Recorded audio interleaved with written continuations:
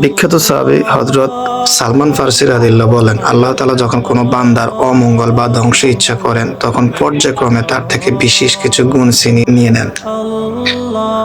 ১ নম্বর, প্রথমেই আল্লাহ তার থেকে লজ্জাটা কেড়ে নেন। ফলে আপনি তাকে দেখবেন সর্বদা রুক্ষ মেজাজ এবং মানুষের কাছে অপ্রিয় হিসাবে। তার ভিতরে আর কোনো সংকোচ থাকে না। লজ্জা চলে যাওয়ার পর আল্লাহ তাআলা তার কাছ থেকে দয়া ও করুণা ছিনিয়ে নেন। এর ফলে সে হয়ে ওঠে কঠোর হৃদয়ের অধিকারী, নিষ্ঠুর এবং চরম দুশ্চরিত্র। অন্যের দুঃখে তার মনে আর কোনো কষ্ট হয় না। দয়া ও মমতা হারিয়ে যাওয়ার পর আল্লাহ তাআলা তার কাছ থেকে আমানতদারিতা কেড়ে নেন। তখন সে হয়ে ওঠে বিশ্বাসঘাতক, খেয়ানতকারী। তাকে আর কেউ বিশ্বাস করতে পারে না।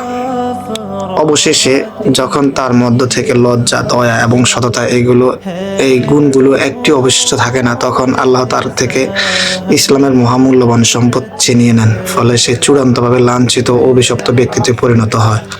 আল্লাহ আমাদেরকে হেফাজত করুক এবং আমাদেরকে ঈমানের উপর অটল রাখুন এবং ঈমানের সাথে মৃত্যু বরণ করার তৌফিক দান করুক। আমিন।